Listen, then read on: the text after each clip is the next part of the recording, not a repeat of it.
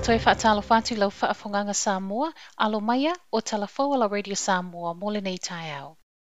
Ua tuina mai le ulua i polo inga o whaalawelawe whaafosei po le State of Emergency mo Napier.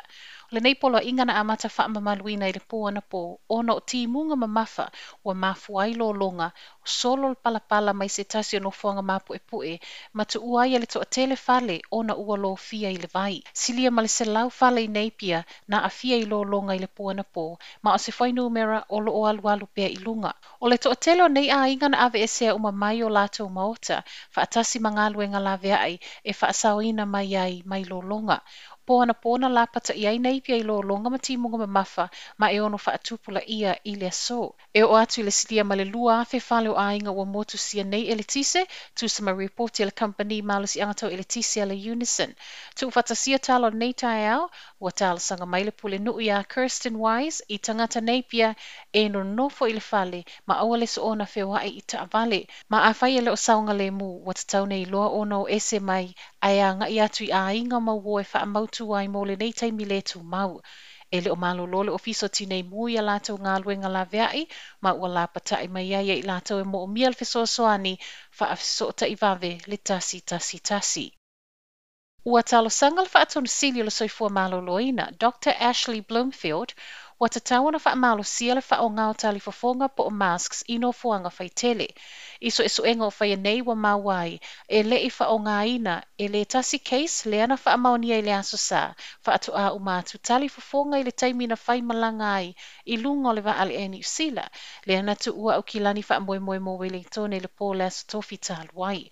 O le whaamaunia i o tangata whai ngā luenga to o lua a le New Zealand Defence Force, ua whaafitua i lea o nā a fia tangata o community, ta wala mai tangata whai ngā luenga i no fuanga e wheso tai mai lātou nei mai whafo. Ua whaalia i fo e se tasi o tina ua whaanofo e seala na tāne Wellington, o na sāno nofo whaatasi atu le whaalele lea e tā ua na malangai le case ua whaamaunia.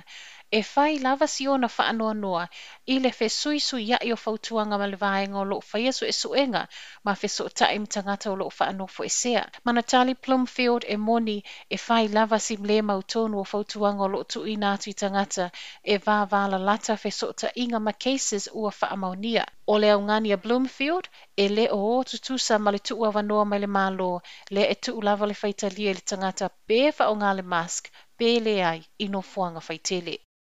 Ua toe whaopopo le isi tolu tau sanga tala mai mono no ngā tupe, whesosoani ai ipisinisi la iti. O la tolu tasi o te semol tau sanga nei, le ana fuafua e whaangata i talo sanga mo nei no ngā tupe, pei tai, le ua toe au mai le isi tolu tau sanga, whaopopo ai, ma le periota e le aise tu lui mo le lua tau sanga. O se tasi leo fuafua ngana whaelo mai tamitai pālemia, Jacinda Ardern, Malana Labour, ai le i whaiel whai ngā pālota. Ma o le nau ta ingo le taitai o le atunuu, ia ma whaiona whaamaunia e le i taina le kerisimasi o lo manei. E o atu le se fulu afe tā lale vai ngā tupe ma whai ona no e pisinisi la iti, whaopopo i ai, ma le tai afe valu se lau tā la mo le tangata whai ngā luenga e tō tasi. E se mai tu lui ma periota mo talo sanga o whaopopo nei, o lea fo e wa whaalau tele le malo tu unga e ma whai o nā ngai pe wha o ngā iai, ia no ngā tupe. Ua wala au maile tu mai tai pālemia, Jacinda Ardern, e wawe fe soota i maile komiti o loo wa aia no fuanga wha anofo e sea, pe a whai wale tau nu ona e malanga mai i New Zealand. Se tala sanga ua whai e le tau wha soa o potu, o loo wha o ngā ina mo le wha anofo e sea o tangata mai whafo, i le nei masina, e o atu i aso fia.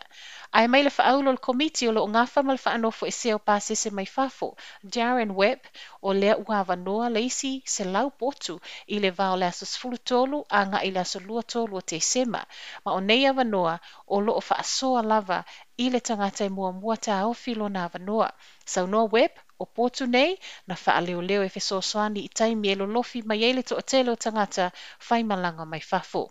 Ma tala whaaiu, luas fulma lua tau sanga le matua o sele i talavou mai au ki lani, na whaato a maua ana nafi lona tino maliu. Whaamonia mai e leo le suafo le ua maliu, e le seni wheneke fo lau o sele i tonga, na le iloa sa lantou ta elenga i Mount Maunganui i le aso to na i taluai, mai whaato a maua ana nafi, i se tasi o mata whangalata i Papa Moa i na ua pele tai.